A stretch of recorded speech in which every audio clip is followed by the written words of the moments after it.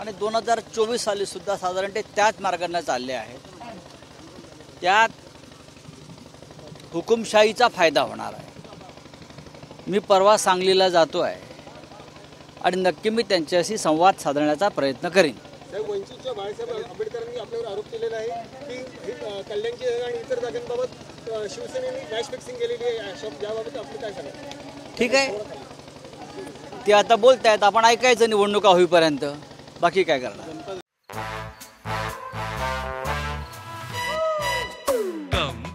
Come my love, please don't say no baby, come my love। V-Guard के air coolers extra large cooling pads के साथ जो अच्छों को ठंडा करे। V-Guard air coolers, long lasting cooling. माहित ना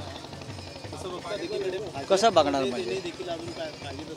हो, त्या धार्मिक कार्यक्रमाला आलेले आहेत। हा राजकीय कार्यक्रम नाही, हा धार्मिक कार्यक्रम आहे। त्या ताई स्वतः आमच्याबरोबर होत्या, त्यांचे पती तुरुंगात आहेत, पोलीस त्यांच्या मागे लागलेले आहेत। ते भाजपचे आमदार आहेत, ते का आमच्या पक्षाचे आमदार नाही आहेत आणि देवेंद्र फडणवीस यांचे फार जवळचे आहेत। त्याच्यामुळे हा प्रश्न तुम्ही त्यांना विचारायला हवा। चला,